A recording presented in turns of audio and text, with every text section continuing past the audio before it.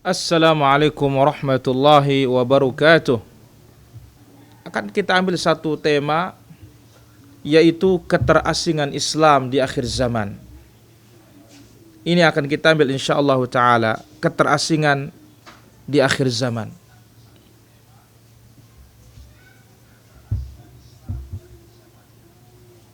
Pada pertemuan yang sudah lalu,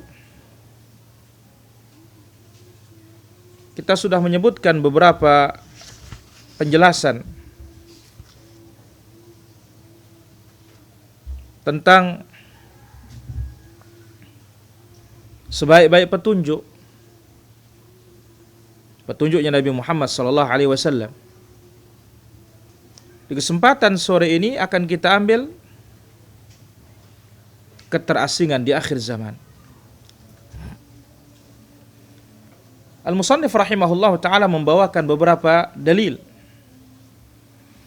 Yang pertama, hadis Abu Hurairah radhiyallahu anhu, anna Rasulullah sallallahu alaihi wasallam qaal, bahwasanya Rasulullah sallallahu alaihi wasallam bersabda, bada al-islamu ghariba wa sayaudu ghariban kama bada fatuba lil ghuraba, rawahu Muslim. Bada al-islamu ghariban, Islam mulainya asing. Wa sayaudu ghariban, akan kembali asing. Kama bada, sebagaimana awal mulanya. Fatuba lil ghuraba, maka beruntunglah orang-orang yang asing tersebut. Hadis ini sahih, diriwayatkan oleh Imam Muslim dalam sahihnya, kitab yang paling sahih setelah Al-Quranul Karim, Al-Bukhari dan Muslim. Ini riwayat Imam Muslim sampai sini. Fatuba lil ghuraba. Maka apa makna dari kalimat bada al-islamu ghariban? Sabda Nabi SAW. Para ulama memiliki beberapa versi tentang apa makna kalimat Nabi SAW yang tadi, bada al-islamu ghariban. Di antara mereka ada yang mengatakan, kana ahluhu qillah thumma kathuru. Awalnya orang Islam itu sedikit, kemudian lama-lama menjadi banyak. Hal ini berdasarkan akhir hadis fatuba lil ghuraba. Beruntunglah orang-orang yang asing tersebut, ka'annahum qalil, mereka itu sedikit. Kemudian dalam Musnadul Imam Ahmad dikatakan, dan yang lainnya, hum unasun salihun. Al-ghuraba, orang-orang yang terasing tersebut, hum unasun salihun qalilun fi unasin su'in kathir. Mereka adalah orang-orang saleh yang jumlah mereka sedikit, berada di tengah orang-orang yang banyak tetapi mereka itu tidak saleh. Man ya'sihim aktsaru mimman yuti'uhum, yang menentang mereka lebih banyak daripada yang mengikuti mereka. Ini makna pertama dari badal islamu ghariban. Jadi awalnya sedikit, kemudian banyak. Al-qaul tsani, makna yang kedua, badal islamu ghariban annal islam al-haq lamma sada'a bihi nabiyuna sallallahu alaihi wasallam. Islam yang hak, di awal Nabi sallallahu alaihi wasallam menyampaikannya, menggaungkannya, kana fi gharabah, sungguh dipandang asing oleh orang-orang Arab saat tersebut. Orang-orang mengatakan ini aneh.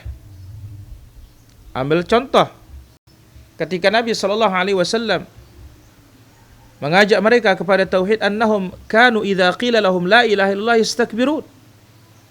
Ketika mereka diajak kepada kalimat tauhid, ya, karena mereka berada dalam kesyirikan, mereka apa? Yastakbirun.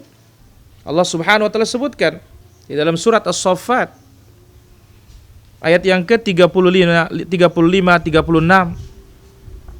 Innahum kanu idza qila lahum la ilaha illallah yastakbirun. Mereka orang-orang musyrikin ketika diajak mereka bertauhid, la ilaha illallah, la ma'budu bihaqqin illallah azza wa jalla, mereka itu menolak, mereka itu sombong. Lalu apa kata mereka? Wa yaqulun, mereka mengatakan, ha inna la tariku alihatina li sya'irin majnun. Masa kita akan tinggalkan Tuhan-Tuhan kita gara-gara tukang syair yang gila? Subhanallah. Nabi SAW dikatakan gila disebabkan karena Nabi SAW mengajak mereka kepada la ilaha illallah. Jadi orang-orang istaghrabu, menganggap ajaran Nabi SAW gharib, asing, wastankaru, diingkari. Ya. Dan umat ini akan mengikuti cara-cara umat-umat terdahulu. Orang-orang belakangan, ketika disampaikan kepada mereka agama, disampaikan kepada mereka ajaran Islam, mereka juga istaghrabu, merasa asing. Oh, ini tumben nih, ajaran apa ini katanya? Ini Wahabi apa ini? Ini aneh ini katanya. Dan ini makna dari sabda Nabi SAW, wa sayaudu ghariban kama bada, akan kembali asing sebagaimana awal mulanya. Yaitu maknanya apa? Sayantashir finnas al-jahl wal jahalah, akan tersebar di tengah masyarakat kita kejahilan akal Islam yang sesungguhnya. Ilmu Islam yang sesungguhnya sedikit. Allah Azza wa Jalla akan angkat ilmu Islam ini sehingga Islam yang hakiki itu asing dipandang oleh orang Islam sendiri. Dan ini tafsir yang masyhur. Dan ini sesuai dengan hadis yang sangat banyak. Ini makna yang kedua. Makna yang ketiga, Nabi SAW mengatakan badal Islamu ghariban. Islam awalnya asing, wa sayaudu ghariban, akan kembali asing kama bada, sebagaimana asal mulanya. Fatuba lil ghuraba, beruntunglah orang-orang terasing tersebut. Anna hadza minhu sallallahu alaihi wasallam li syahdzil himmah.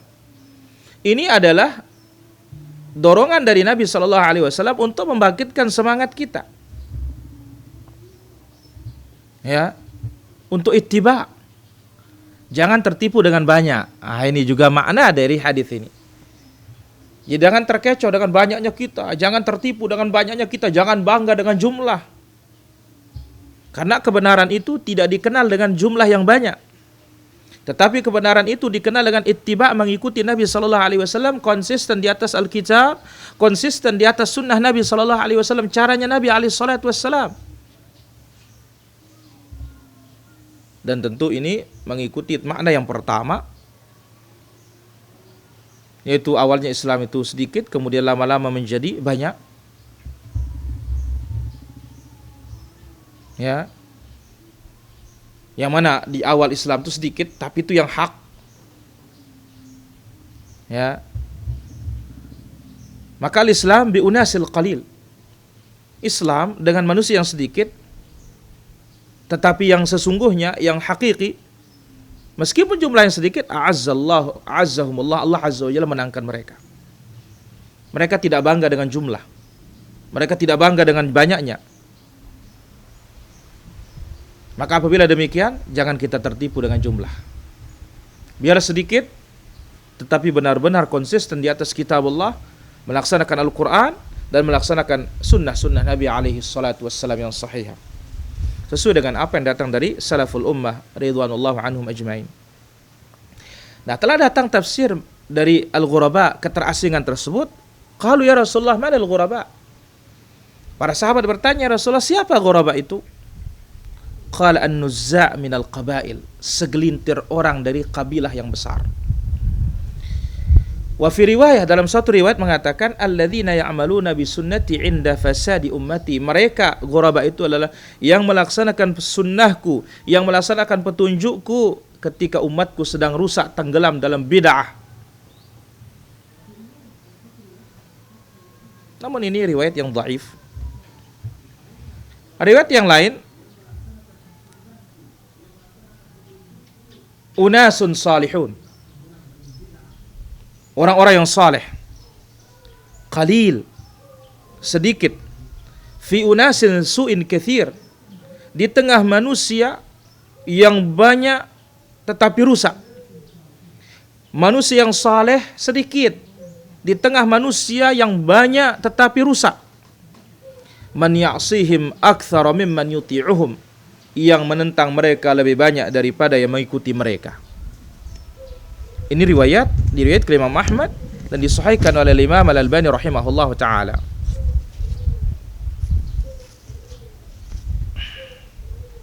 Al-Imam Ad-Da'wah, Imam Ad-Da'wah Al-Mujaddid Syekh Muhammad At-Tamimi rahimahullahu taala memiliki penjelasan yang panjang terhadap hadis ini dalam risalah beliau. Beliau berbicara tentang fikih yang terkandung di dalamnya dan bagaimana zamanul ghurbah, zaman keterasingan. Allahul musta'an. Dan ini bisa dilihat di dalam kitab Ahadithul Fitan, hadis-hadis tentang fitnah wal hawadith dan peristiwa-peristiwa akhir zaman. Ghurbatud-din, keterasingan agama ini sifatnya relatif. Terkadang pada suatu masa dia asing, tapi masa yang lain dia tidak asing. Ya. Terkadang satu tempat dia terasing, tapi di tempat lain dia tidak terasing. Terkadang di satu negeri dia asing, tetapi di negeri lain dia tidak asing.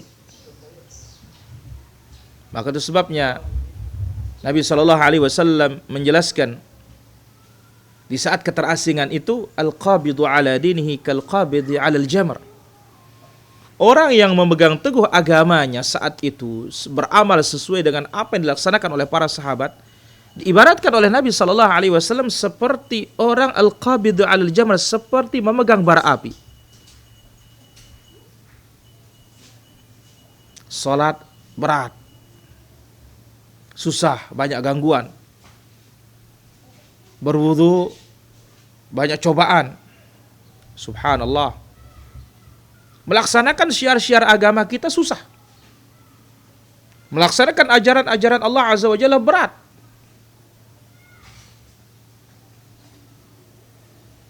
Ya. Konsisten dengan yang halal, menghalalkan yang halal, mengharamkan yang haram.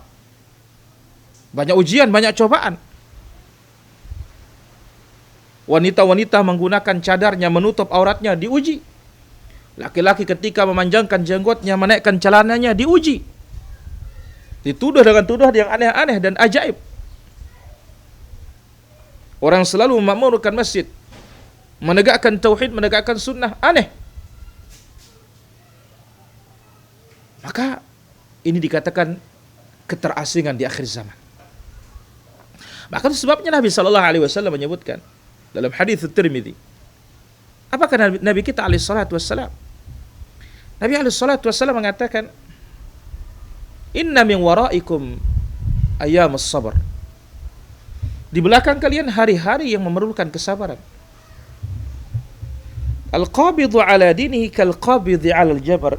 Yang menggenggam agamanya seperti menggenggam bara api. Berat di akhir zaman ini.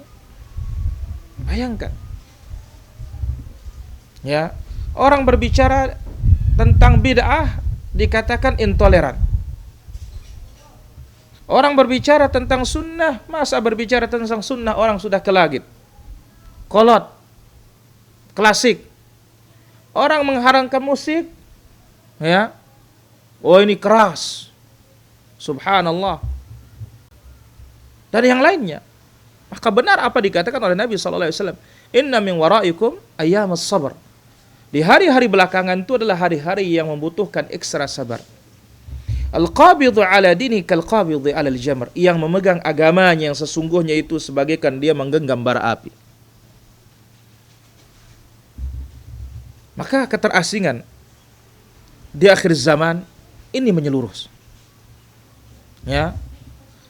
Namun keterasingan yang khusus ada di satu tempat, tidak ada di tempat lain. Ada pada suatu tahun, tidak ada pada tahun yang lain. Dan ini terjadi. Benar-benar terjadi. Ya. Keterasingan di akhir zaman. Dan Nabi SAW sudah menjelaskan dalam hadis yang dikeluarkan oleh Imam Al-Bukhari dengan lafaz la yazalun nas min ummati zahirin. Senantiasa nas, beberapa orang dari umatku ini zahirin, yang akan menang terus.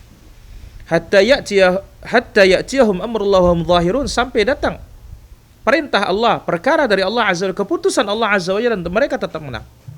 Kemudian dalam lafaz Imam Muslim dari hadis Thauban radhiyallahu anhu, Rasulullah sallallahu alaihi wasallam bersabda, "La tazalu ta'ifatun min ummati 'alal haqqi zahirin." Akan tetap ada sekelompok dari umatku berada di atas kebenaran, yang terus menampakkan kebenaran. Mudah-mudahan kita termasuk di dalamnya, terus menampakkan kebenaran. La yadhurruhum man khadhalahum hatta taqum as-sa'ah. Mereka tidak akan mudarat karena orang-orang menghinakan mereka, orang-orang mengganggu mereka sampai tiba hari kiamat. Akan terus ada. Kebenaran pasti akan dijaga oleh Allah Subhanahu wa taala sampai tiba hari kiamat.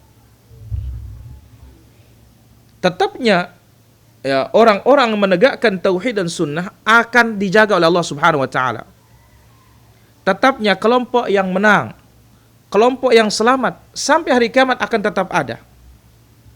Terkadang dia sedikit, maka di sini terasing. Terkadang dia itu banyak, maka tidak terasing. Maka Nabi SAW menyebutkan, wasayaudu ghariban kama bada. Akan kembali Islam itu asing sebagaimana mulanya. Maksud hadis ini al-ghurbatun nihaiyah, keterasingan pada puncaknya, ya, yang mana saat itu seluruh penduduk bumi tidak di atas sunnah Nabi SAW. Seorang yang tidak pernah bepergian, dia tidak mengetahui bagaimana nikmatnya agama. Ya. Bagaimana nikmatnya tidak terasing. Ya. Ketika dia musafir ke negeri-negeri yang di sana tidak ditegakkan sunnah, akan terasa keterasingan tersebut. Yang mana dia lihat pakaiannya tidak sama dengan pakaian mereka. Pemikirannya tidak sama dengan pemikiran mereka. Amalannya tidak sama dengan amalan mereka. Sehingga benar-benar ada perbedaan. Yang ajibnya, yang herannya kita, orang-orang yang menyandarkan dirinya kepada Islam, ia mengaku diri Islam, ya, menganggap ketika diajak kepada tauhid, diajak kepada sunnah, sungguh ini adalah tumben kami dengar ajaran seperti ini. Subhanallah. Berbeda halnya dengan negeri tauhid, negeri sunnah. Mungkin sudah tidak ada keterasingan. Kenapa? Di masjid-masjid ditegakkan tauhid, di masjid-masjid ditegakkan sunnah. Di tempat manapun tegak semuanya. Orang mendapatkan yang halal mudah. Orang menyampaikan sunnah dengan mudah. Orang menerangkan bid'ah dengan jelas. Tetapi di satu tempat, ya, misalkan hidup di negeri barat, hidup di negeri yang penuh dengan perkara-perkara yang menyimpang, maka pasti di sana dia akan tahu keterasingan Islam yang sesungguhnya. Maka dengan demikian Nabi SAW mengatakan, fatuba lil ghuraba, beruntunglah orang-orang terasing tersebut.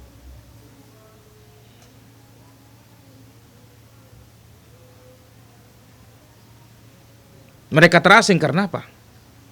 Patuh kepada Nabi SAW.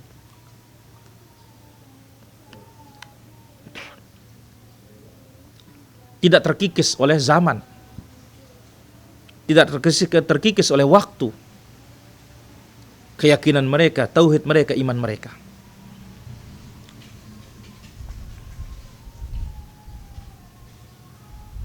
Dan tentu kita harus sanggup menundukkan diri kita untuk bersabar di atas agama Allah Azza wa Jalla.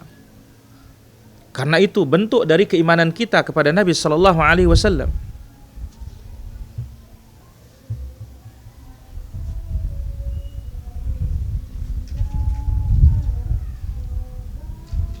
Maka telah datang dari Abdullah bin Amr bin As radhiyallahu anhuma, beliau berkata, Rasulullah sallallahu alaihi wasallam bersabda, la ya'tiyanna ala ummati kama ata ala bani Israel hadwan na'li bin na'l.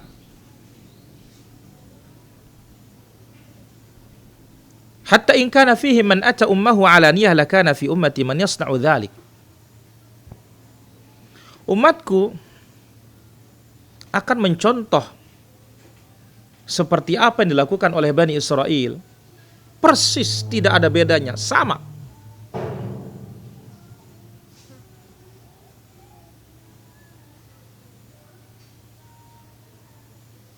Sehingga ukuran samanya, andai kata ada pada Bani Israel yang menggauli ibunya terang-terangan, akan ada di umatnya yang akan menggauli ibunya terang-terangan.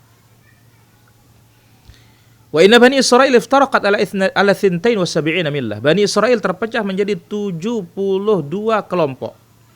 72 golongan. Wa sataftariq ummati ala 73 millah. Dan umatku akan terpecah menjadi 73 kelompok. Kulluhum finnar, semuanya di neraka, illa millatan wahidah, kecuali hanya satu saja. Qalu man hiya ya Rasulullah? Qala ma ana alaihi wa ashabi. Siapa mereka ya Rasulullah? Lalu dijawab, ma ana alaihi wa ashabi, yang mengikuti aku dan mengikuti para sahabatku. Subhanallah. Melihat riwayat ini jelas keterasingan itu akan nampak. Kenapa? Bayangkan umat Nabi sallallahu alaihi wasallam akan terpecah menjadi 73. Yang Nabi sallallahu alaihi wasallam mengatakan semuanya di neraka kecuali satu.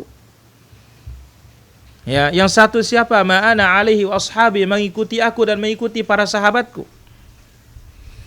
73 ya, satu yang selamat, 72 ini berapa persentasenya ini? Bayangkan, begitu besar. Bagaimana tidak akan asik? Bagaimana tidak akan aneh?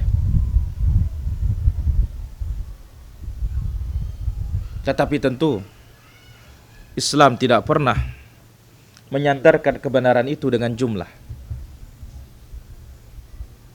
Justru ayat-ayat Al-Quran, hadis-hadis Nabi SAW yang sahih membawakan apa? Kebanyakan tidak berilmu, kebanyakan tidak beriman, kebanyakan fasik, kebanyakan kafir. Maka keterasingan bukanlah suatu alasan kita meninggalkan kebenaran. Tetapi justru itu menjadi apa? Pemompa semangat kita. Terus ikuti jalannya Nabi sallallahu alaihi wasallam. Ikuti jalannya para sahabat kalau yang menghendaki keselamatan dunia dan akhirat.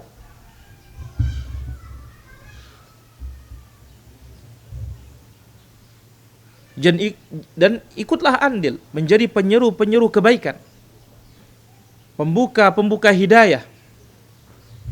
Jangan sampai menjadi penyuruh-penyuruh kesesatan. Itu sebabnya dalam hadis yang diriwayatkan oleh Muslim di dalam sahihnya, Rasulullah sallallahu alaihi wasallam telah bersabda, "Man da'a ila huda." Siapa yang mengajak kepada petunjuk, kana lahu minal ajri, dia mendapatkan pahala mithlu ujuri man tabi'ahu, seperti pahala pengikutnya. La yanqusu dzalika min ujurihim syai'a. Hal itu tidak akan mengurangi pahalanya sedikit pun. Tetapi sebaliknya, wa man da'a ila dhalalatin kana 'alaihi minal itsm, siapa yang menyuruh kepada kesesatan, dia mendapatkan dosa. Mithlu athami man tabi'ahu, seperti dosa orang-orang mengikutinya. La yanqusu dzalika min athamihim syai'a, tanpa mengurangi dosa pengikutnya sedikit pun. Maka hadis ini masuk dalam bab ini. Ittiba'un Nabi sallallahu alaihi wasallam. Ikut Nabi sallallahu alaihi wasallam. Ini menunjukkan keutamaan Nabi Muhammad sallallahu alaihi wasallam. Konsisten di atas jalan beliau dan menyeru manusia kepada jalan beliau meskipun terasing, meskipun sedikit. Dan seorang tidak mungkin akan mengejar posisi Nabi sallallahu alaihi wasallam, baik di kalangan para nabi dan para rasul atau yang lainnya dari wali-wali Allah azza wa jalla.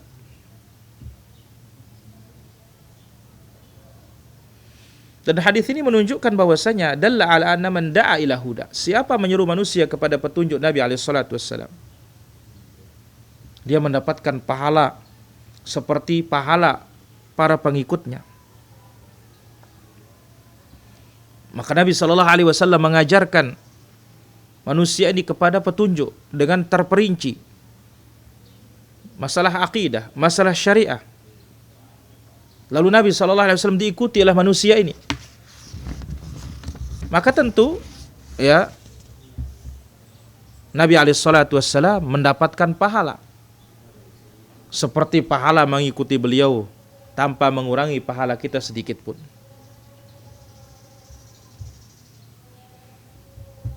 Maka tentu tidak ada yang bisa mengejar kemuliaan Nabi sallallahu alaihi wasallam. Maka juga ini menunjukkan bahwasanya Nabi sallallahu alaihi wasallam tidak perlu dibacakan Al-Fatihah ila hadratin Nabi sallallahu alaihi wasallam bisirril Fatihah, tidak perlu. Karena dengan kita baca Fatihah sendiri otomatis Nabi dapat, karena yang pertama kali mengajarkan Fatihah adalah Nabi sallallahu alaihi wasallam.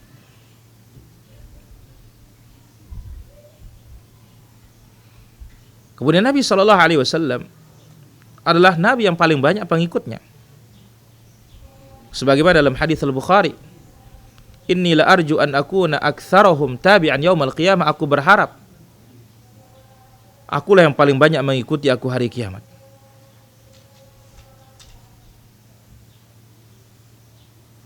Jadi orang yang paling banyak atau umat atau Nabi sallallahu alaihi wasallam, Nabi yang paling banyak pengikutnya adalah Nabi kita Nabi Muhammad sallallahu alaihi wasallam. Maka Rasul sallallahu alaihi wasallam Nabi yang paling banyak pahalanya. Kenapa? Karena dari pengikut-pengikutnya itu Nabi alaihi salatu wasallam mendapatkan bagian pahala, karena Nabi sallallahu alaihi wasallam yang pertama menyerukan kepada mereka petunjuk. Maka betapa pentingnya amalan kita tepat dengan petunjuk Nabi alaihi salatu wassalam, sehingga otomatis Nabi dapat. Tapi kalau amalan kita tidak sesuai dengan cara Nabi sallallahu alaihi wasallam, bagaimana Nabi akan dapat? Karena Nabi tidak pernah mengajarkan kesalahan tersebut.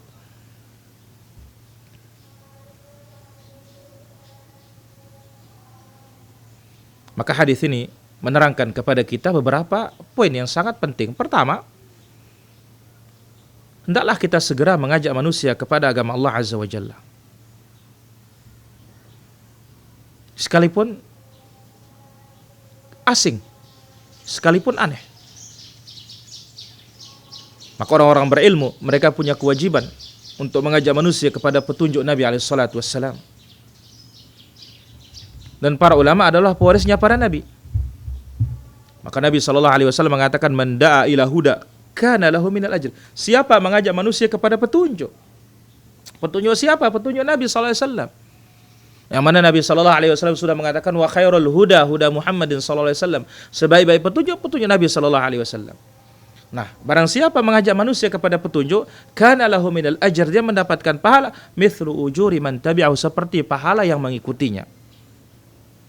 Jangan kita entengkan, jangan kita lalaikan, jangan kita remehkan. Entah dengan satu kalimat, dengan tulisan atau peringatan, semampu kita.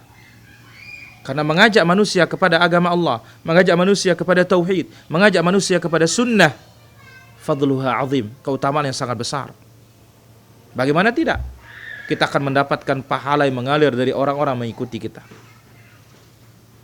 Kemudian juga dalam hadis ini at-takhwifus syadid, ancaman yang sangat keras bagi manusia yang mengajak orang kepada kesesatan, mengajak kepada bid'ah, mengajak kepada kesyirikan.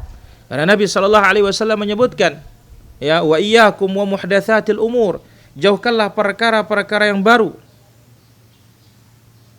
Fa inna kulla muhdatsatin bid'ah. Karena setiap perkara yang baru itulah bid'ah, wa kullu bid'atin dhalalah, setiap bid'ah itu sesat. Di sini dikatakan wa man da'a ila dhalalah, siapa yang menyuruh manusia kepada kesesatan.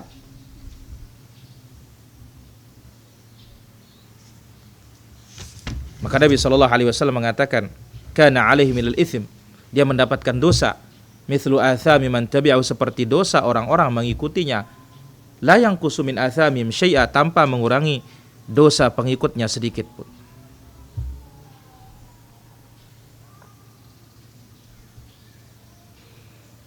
Maka jangan sampai kita menjadi pembuka pintu keburukan. dengan ucapan kita atau perbuatan kita, atau kita mengentengkan perkara-perkara yang membawa kepada keburukan, yang membawa kepada kemaksiatan, atau membawa kepada kesesatan. Fayattabi'uhu man tabi'ahu. Akhirnya ada yang mengikuti kita. Yang akibatnya kita akan ditransfer terus dosa sampai hari kiamat tanpa mengurangi dosa pengikut kita sedikit pun. Maka dalam hadis ini, sebagaimana di dalamnya ada al-fadlul azim, keutamaan yang sangat besar, at-targhib, anjuran, tetapi juga di dalamnya ada tarhib, at-takhwif, asyadid, ya, hal yang menakutkan, hal yang mengerikan. Maka seorang penuntut ilmu, seorang mukmin, seorang muslim, seorang sunni, seorang salafi, seorang bertauhid, berusahalah bagaimana mengajak manusia kepada kebaikan, sehingga kita dapat bagian meskipun terasing. Dan ingatkan bagi orang-orang menyeru kepada kesesatan tersebut.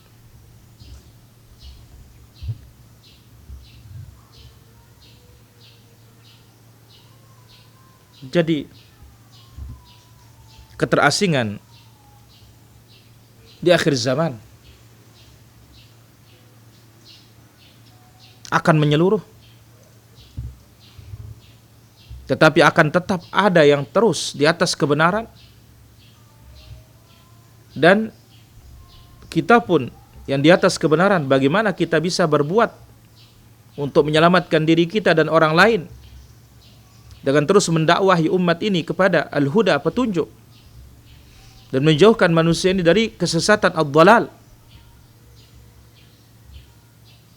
Maka kita berusaha bagaimana takfirul haq wa ahlul haq, memperbanyak, ya, kebenaran tersebut, menerangkan kebenaran tersebut, dan memperbanyak orang-orang mengikuti kebenaran. Dengan kita bahu membahu siang dan malam mendakwahkan yang hak ini, sehingga tentu menjadikan agama ini tidak asing di tengah mereka. Namun tentu tidak bisa semalam, 2 malam, 3 malam, tapi butuh apa? Bertahun-tahun. Bayangkan bagaimana Nabi SAW diutus sallallahu azza wa jalla di Makkah 13 tahun. Ternyata di Makkah tidak mempan juga, pindah ke Madinah. Ya, di Madinah 10 tahun mulai tersebar Islam. Makkah pun takluk, negara-negara adidaya takluk. Dilanjutkan oleh para khulafaur rasyidin. Tersebarlah Islam, teranglah Islam. Semua orang tahu Islam. Namun di akhir zaman akan terbalik lagi, dijadikan oleh Allah Subhanahu wa taala. Maka lihat Nabi kita alaihi salatu wassalam,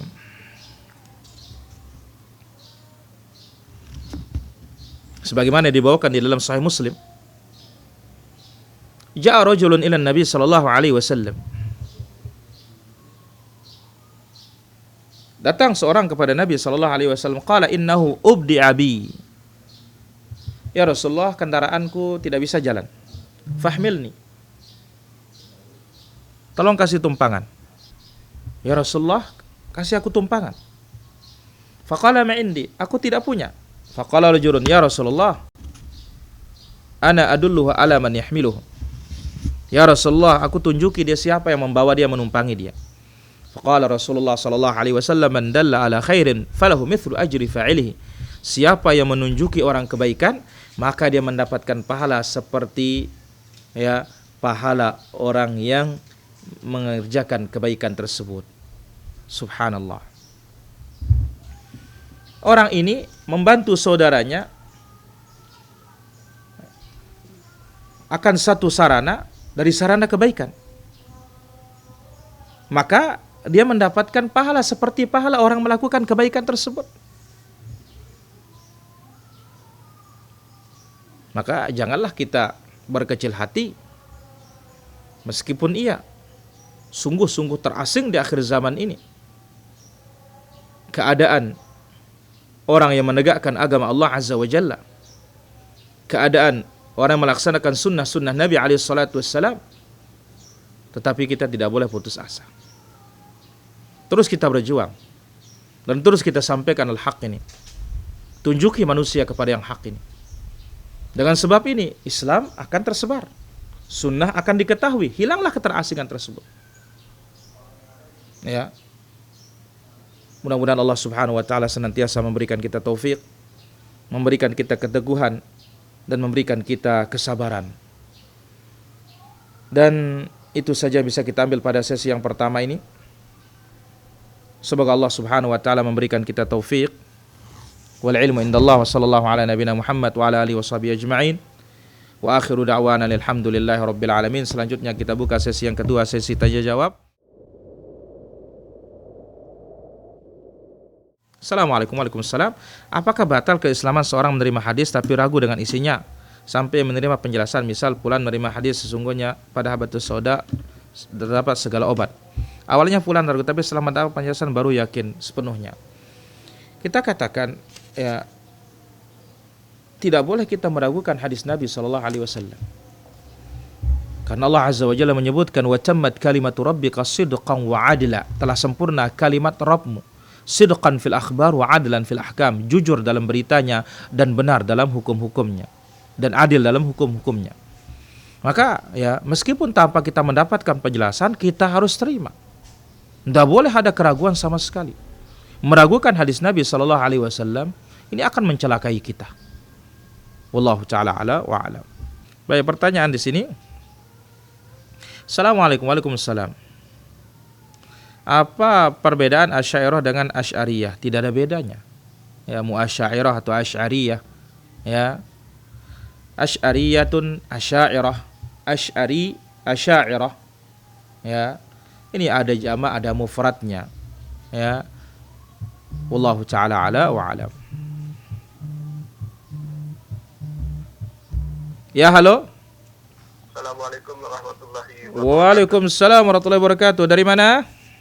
Dari Kalimantan Barat, Ustaz. Silahkan dari Kalbar, pertanyaannya. Apakah ada larangan keras untuk memakai sandal masuk ke kuburan? Baik, itu saja. Assalamualaikum warahmatullahi wabarakatuh. Waalaikumsalam warahmatullahi wabarakatuh. Apakah ada larangan dari Nabi sallallahu alaihi wasallam untuk memakai sandal ke dalam kuburan? Kita katakan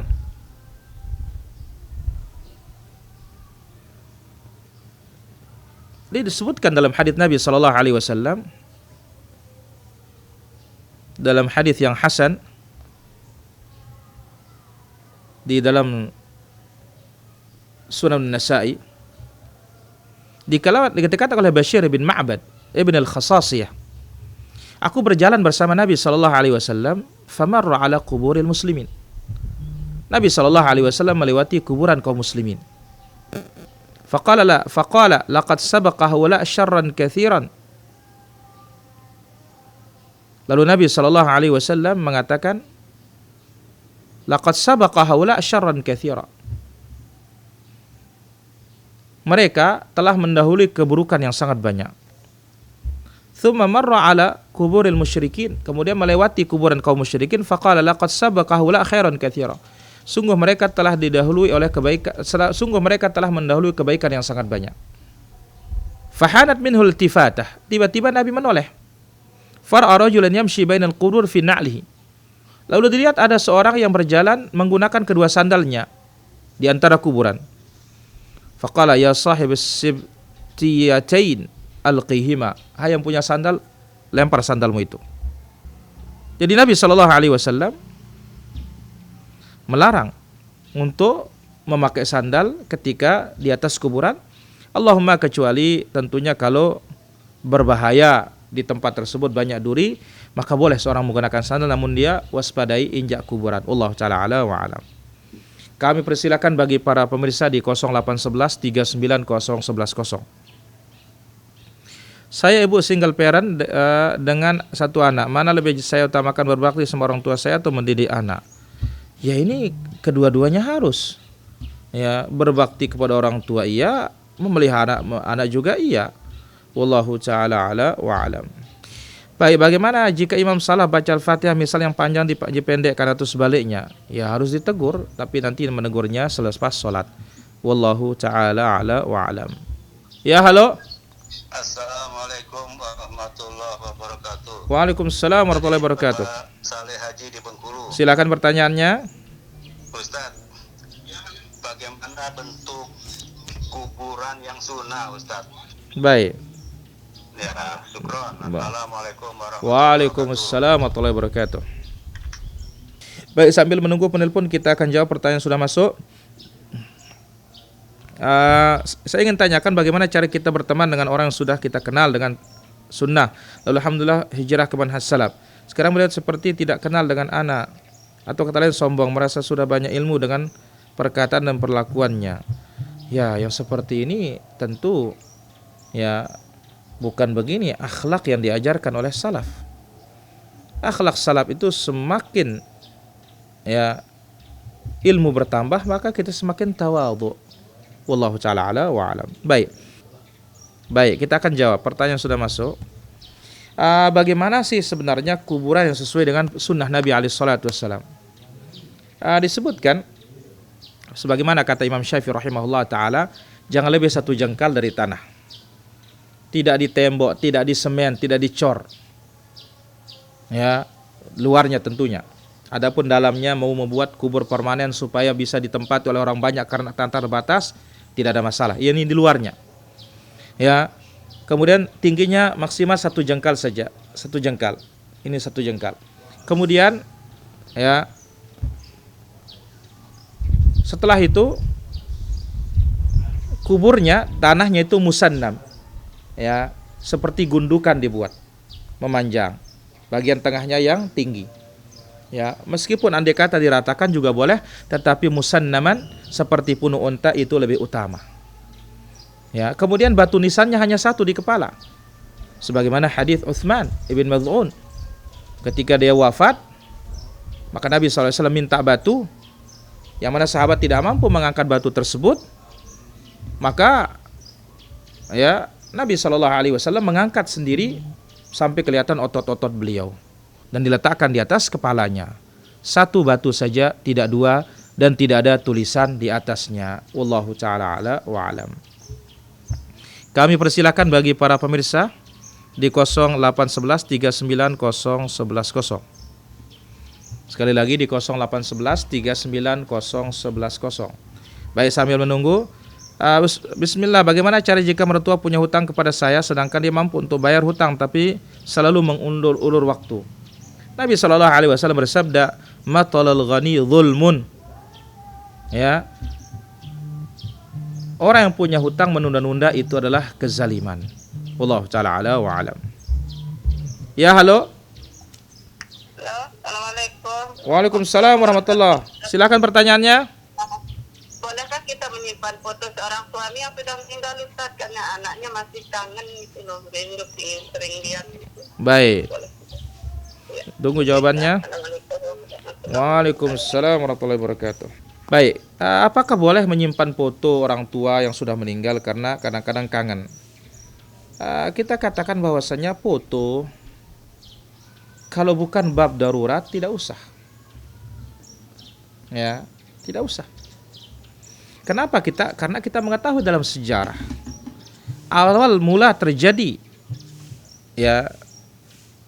awal mula terjadi adanya penyimpangan kesyirikan di muka bumi ini berangkat dari apa? Gambar. Ya. Jangan dipajang. Tapi andai kata ditutup rapi, kita berharap tidak ada masalah insyaallah taala. Wallahu taala ala wa alam.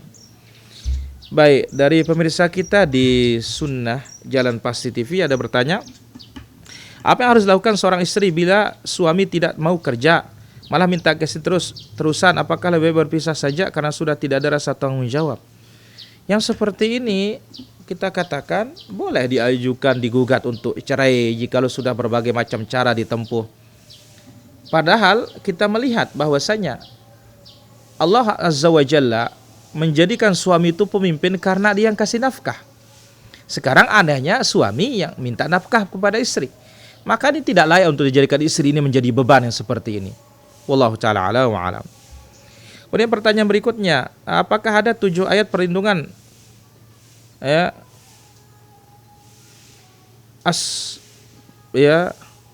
As-Sab'ul Munjiyat. Saya sedang cari ayat perlindungan di YouTube dan ketemu ayat ini dalam video YouTube tersebut ada diamalkan sehari-hari dan tidak ada waktu tertentu membacanya, mohon penjelasannya. Saya tidak tahu ini ayat Sab'ul Munjiyat ini. Yang ada itu Nabi SAW setiap malam ya yaqra'ul musabbihat, membaca surat yang awalnya sabbih dan yusabbih, karena di dalamnya ada satu ayat khairun min alfi ayah, lebih baik dari 1000 ayat. Itu yang ada. Wallahu ta'ala ala wa alam. Di rumahku ini Ustadz, kalau subuh ada 3/4 azan yang terdengar, semua masjid itu tidak bersamaan juga. Yang tepat seperti waktu subuh di HP ku. Kalau mau ke puasa, masjid mana yang aku ikuti, yang paling lambat kah atau masjid yang paling cepat? Atau alarm tanda masuk yang ada di HP ku. Nah, kalau terjadi seperti itu, maka tentu kita lakukan observasi sekarang, pemantauan. Ya lihat langitnya. Kalau langitnya sudah mulai putih di arah timur, berarti itu tandanya subuh. Kalau gelap semuanya padahal cahaya tidak ada, apalagi di dekat laut, maka berarti apa? Ini berarti kepagian azannya. Wallahu ta'ala ala wa alam. Mana lebih penting menafkahi istri atau orang tua kandung dan saudara kandung? Ya istrilah. Dan orang tua juga dibantu. Wallahu ta'ala ala wa alam.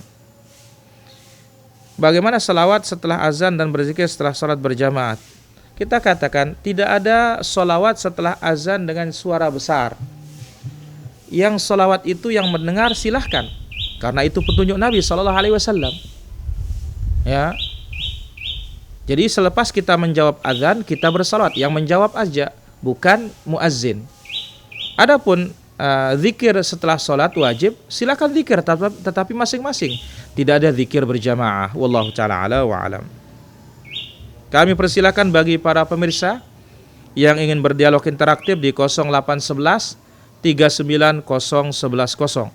Silakan para pemirsa Asil TV di seluruh Nusantara, kami persilakan di 0811 390110.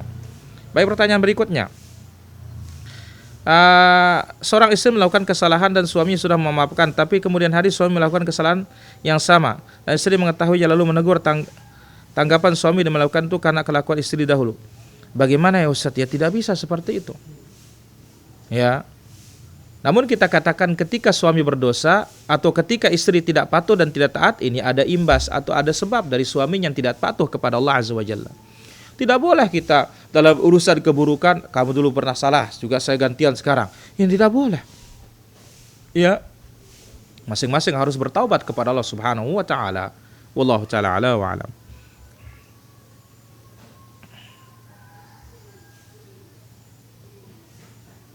Bagaimana hukumnya? Baik, kita angkat telepon berikutnya. Assalamualaikum warahmatullahi wabarakatuh. Waalaikumsalam warahmatullahi wabarakatuh. Silakan pertanyaannya. Ustaz, ini kita untuk menghindari tasabuh. Kebiasaan orang kafir yaitu merayakan ulang tahun.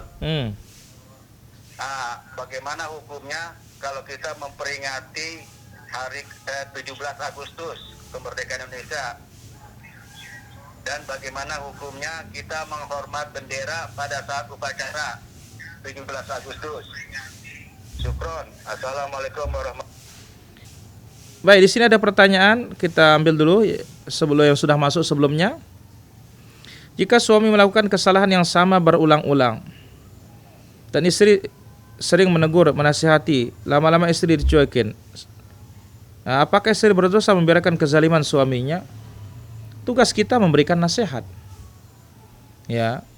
Tetapi kalau itu kesalahan berbahaya dan fatal, maka kita minta orang-orang berilmu bisa memberikan masukan, bisa memberikan nasihat.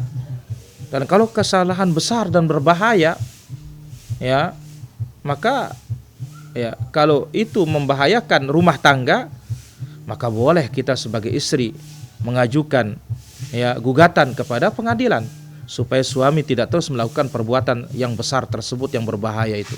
Wallahu ta'ala ala wa alam. Ya, halo. Halo, Assalamualaikum. Waalaikumsalam warahmatullah. Ya, silakan pertanyaannya. Ini Ustaz, kalau kita sholat berjamaah, ketika imam iktidal, sami Allahu liman hamidah, makmum kan mengucapkan Rabbana walakal hamdu. Kalau ada tambahan hamdan kasiran thayyiban mubarakan fi, Itu boleh nggak Ustaz? Baik, ditunggu jawabannya. Assalamualaikum. Waalaikumsalam warahmatullahi wabarakatuh.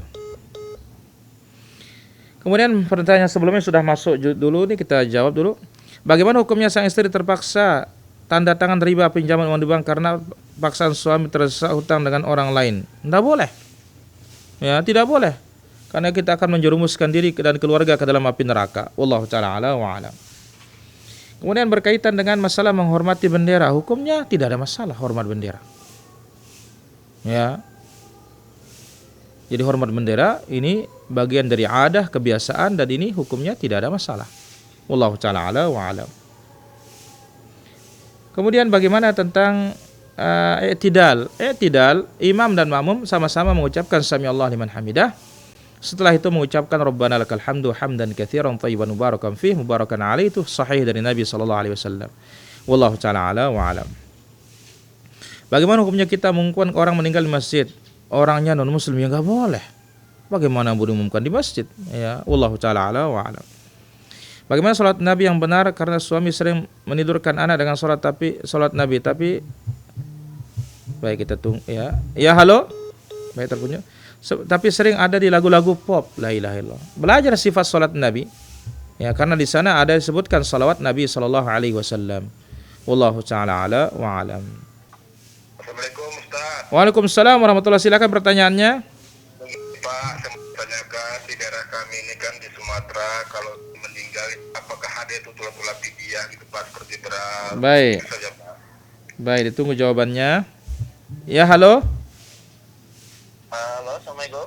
Waalaikumsalam warahmatullahi. Silakan pertanyaannya. Ya, Ustaz, kayak kita di daerah kita nih penerapan PPKM level 4 ini kan Ustaz, kan di masjid kan ditiadakan sholat berjamaah, tapi kan di restoran atau kafe gitu kan masih boleh duduk, tapi dibatasi orangnya Ustaz. Sekarang pertanyaannya Ustaz, bagaimana kita ketika sholat kita memilih tetap sholat di rumah karena mengikuti aturan pemerintah, tapi kita masih juga kita duduk di restoran gitu Ustaz. Baik. Sementara kita sholat berjamaah kita tinggalkan gitu Ustaz. Baik. Nah, itu saja Ustaz. Jazakallahu khairan. Wajazakallahu khair. Baik, kita jawab berkaitan dengan masalah salat fidyah. Apakah ada dari Nabi sallallahu alaihi wasallam? Kita katakan salat fidyah tidak ada.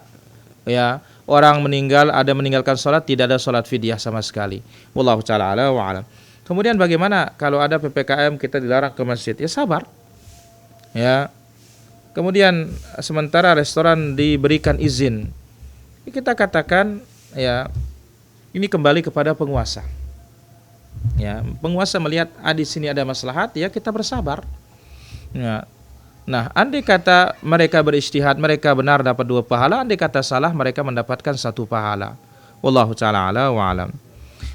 Adakah doa khusus dibaca selesai sholat tahajud? Tidak ada. Wallahu ta'ala ala wa alam. Bagaimana hukumnya doa bersama? Ya, tidak ada doa bersama di dalam ajaran Nabi sallallahu alaihi wasallam selain dari waktu saat melaksanakan qunut witir dan qunut nazilah atau salatu al-istisqa. Wallahu ta'ala ala wa alam.